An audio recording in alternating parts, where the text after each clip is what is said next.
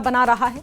बताया गया है कि इस पर पाकिस्तान के विदेश कानून और जल संसाधन मंत्रालयों के बीच विचार विमर्श हो चुका है। दरअसल 22 अप्रैल को पहलगाम में हुए आतंकी हमले के बाद भारत की ओर से पाकिस्तान के साथ किए गए सिंधु जल समझौते को निलंबित करने का फैसला लिया गया। इसी के बाद पाकिस्तान में हड़कंप मचा हुआ है।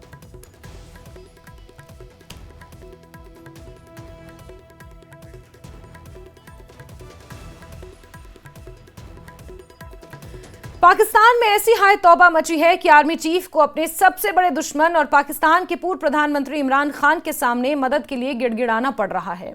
खुफिया सूत्रों से मिली एक्सक्लूसिव जानकारी के मुताबिक आसिम मुनीर ने जेल में बंद इमरान खान से मौजूदा हालात में मदद करने की गुहार लगाई है।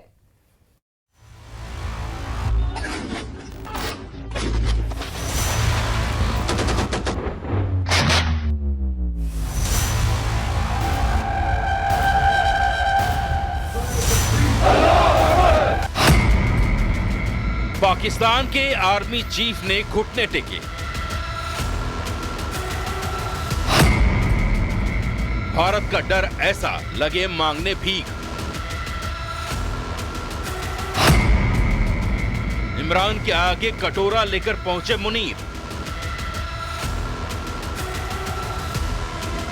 भले ही जनरल आसिम मुनीर अपनी फौज के साथ युद्धाभ्यास करके टैंक पर चढ़कर उसका वीडियो बनाकर दुनिया को दिखाते हैं कि वो कमजोर नहीं पड़े हैं, लेकिन असलियत ये है कि पाकिस्तानी आर्मी के चीफ को खौफ है कि अगर जंग छिड़ गई तो मुकाबला कैसे करेंगे।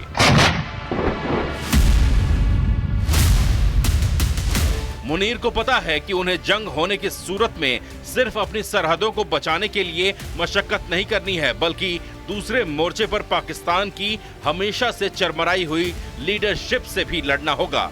ऐसे में आसिम मुनीर को इस समय याद सता रही है इमरान खान की, उसी इमरान खान की जिसे सत्ता से बेदखल करके जनरल आसिम मुनीर ने जेल में डाल दिया और जेल की सलाखों से बाहर निकलने की हर एक कोशिश को कुचल दिया। अब उसी इमरान खान के सामने कटोरा लेकर भीख मांगने पहुंचे हैं पाकिस्तान के army chief general Asim Munir. खुफिया रिपोर्ट के मुताबिक जब पाकिस्तान के 4 ऐसे पूर्व सैन्य कमांडर जेल पहुंच जाते हैं, इमरान खान से मुलाकात करते हैं और ये बताया जाता है कि पाकिस्तान के सेना प्रमुख ने उनसे ये मैसेज भिजवाया है कि अब इमरान खान और उसके पार्टी वर्कर की उनको ज़रूरत है। ये उस इमरान खान से मदद मांग रहे हैं जिसकी वजह से जिनको उन्होंने ही पाकिस्तान की जेल में सड़ने के लिए डाल दिया है।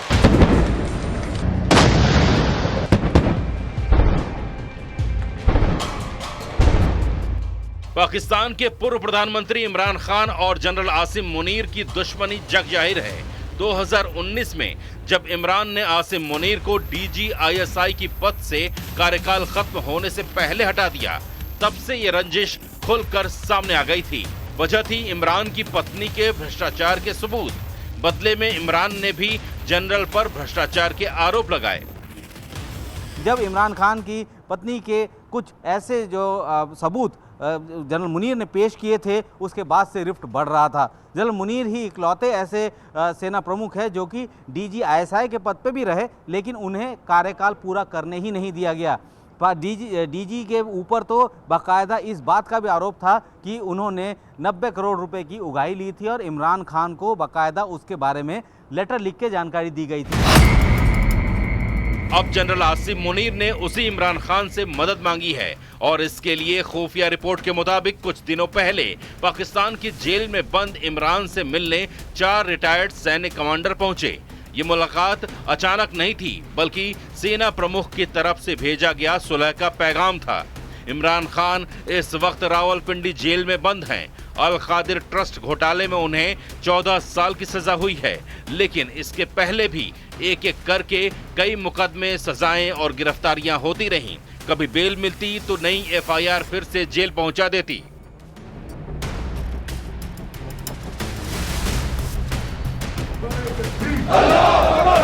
अब सवाल है कि आखिर पाकिस्तानी आर्मी के चीफ को इमरान खान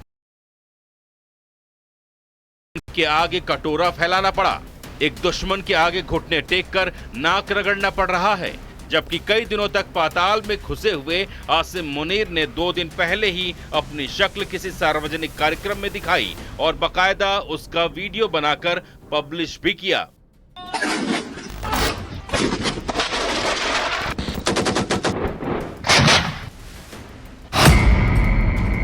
आसिम मुनीर ने इमरान की लोकप्रियता देखी है, कैसे उसके लिए जान देने के लिए लाखों की संख्या में लोग सड़कों पर उतर आए थे और 9 मई 2023 को तो इमरान समर्थक रावलपिंडी में GHQ तक पहुंच गए। लाहौर में कोर कमांडर के घर में आगजनी और तोड़फोड़ भी की। आसिम मुनीर को यही ताकत चाहिए, इमरान की लोकप्रियता की ताकत, जिससे अवाम में भरोसा कायम कर सके कि पाकिस्तान भारत से लड़ सकता है और साथ ही इस्लामाबाद में राजनीतिक तौर पर अभी की सरकार से ज्यादा अच्छी पकड़ बन सके। इमरान खान की पार्टी है, उसका कहर उन्होंने देखा है कि किस तरीके से PTI समर्थक सेना के मुख्यालय में घुस गए, तोड़फोड़ कर दी। अब पाकिस्तान के सेना प्रमुख चाहते हैं कि उनकी ताकत यानी कि इमरान खान के सपोर्टर्स उनके साथ आएं और इस वक्त जिस हालात में पाकिस्तान है यानी डर के माहौल में पाकिस्तान है, उनको थोड़ी सी ऑक्सीजन मिले ताकि वो इंटरनल पॉलिटिक्स को दूर रख के अब भारत के हमले का जवाब कैसे दे उसके लिए तैयार हो सके।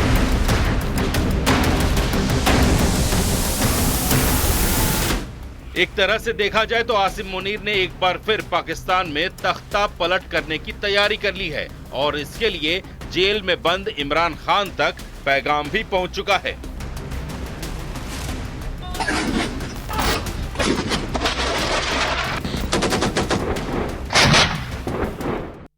बात बड़ी खबर की करते हैं। सुरक्षा एजेंसियों के हवाले से ये बड़ी खबर मिल रही है, जहां NIA के टारगेट पर फॉरेन टेररिस्ट हैं। ये सूत्र बता रहे हैं कश्मीर में लगातार फॉरेन टेररिस्ट्स की संख्या बढ़ रही है और फॉरेन टेररिस्ट मॉड्यूल हमले के बाद इस मॉड्यूल के खात्मे और इसकी तफ्तीश में NIA की टीम जुटी हुई है। 2024 में 68 आतंकवादी मारे गए थे, जिसमें से 42 विदेशी थे, यानी कि सीमा पार से घुसपैठ करके वो यहां पहुंचे थे। उन्हें फॉरेन टेररिस्ट कहा जाता है। ऐसे में सुरक्षा एजेंसियों के हवाले से ये जानकारी मिल रही है कि NIA के टारगेट पर अब फॉरेन टेररिस्ट हैं। कश्मीर में लगातार फॉरेन टेररिस्ट की संख्या बढ़ रही है और जिस तरह से इस पहलगाम आतंकी हमले को अंजाम दिया गया, जो उसके बाद खबरें निकल कर आई कि ये लोग पंजाबी में बात कर रहे थे, ये वो टेररिस्ट थे और जो सीमा पार से घुसपैठ कर यहां पहुंचे हैं, फॉरेन टेररिस्ट थे। और यही कारण है कि इन्होंने OGWs की मदद ली थी, क्योंकि OGWs जो ओवरग्राउंड वर्कर्स होते हैं, जो इन फॉरेन टेररिस्ट की मदद करते हैं। और बताया यह जा रहा है कि अब फॉरेन टेररिस्ट के इस नेटवर्क को खंगालने की कोशिश की जा रही है। और अमित पांडे हमारे सहयोगी ज्यादा जानकारियों के साथ जुड़े हुए हैं। अमित, क्या बता रहे हैं सूत्र, क्या अपडेट निकल कर आया है सामने फॉरेन टेररिस्ट के हवाले से? जी अमित, तो अमित से दोबारा जुड़ते हैं जो लगातार ग्राउंड जीरो पर मौजूद हैं। और खबर ये निकल कर आई है कि फॉरेन टेररिस्ट के नेटवर्क को, उनकी संख्या को और किस तरह से वो इन हमलों को अंजाम देते हैं, उस तक पहुंचने की कोशिश NIA कर रही है। 2024 का एक आंकड़ा सामने आया है जिसमें 68 आतंकवादी मारे गए थे। 68 टेररिस्ट को मार गिराया गया था, जिसमें 42 फॉरेन टेररिस्ट थे, यानी कि विदेशी टेररिस्ट जो कि सीमा पार से घुसपैठ कर यहां पहुंचे हैं, कश्मीर पहुंचे हैं उन OGWs के सहारे।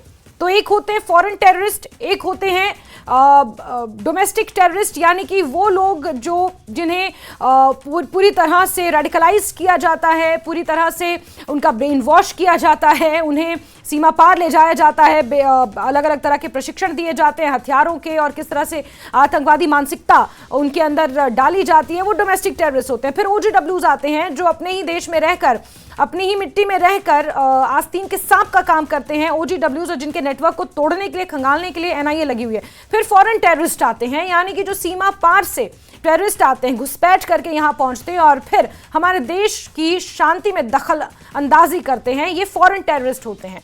और 2024 के आंकड़े के अनुसार 68 टेररिस्ट मारे गए थे कुल मिलाकर, जिसमें से 40 से ज्यादा यानी कि 42 विदेशी टेररिस्ट उसमें थे। और अब इन विदेशी जो आतंकवादी हैं, इनके नेटवर्क को खंगालने की कोशिश की जा रही है। ये किस तरह पहुंचते हैं, क्या किस चीज का सहारा लेकर ये पहुंचते हैं, घुसपैठ इनके लिए करना किस तरह से मुनासिब हो पाता है, वो तमाम चीजें हैं जो एनआईए के अब रडार पर है। इनसे पूछताछ अब इस नेटवर्क के हवाले से पूछताछ की जानी है, जांच आगे की जानी है।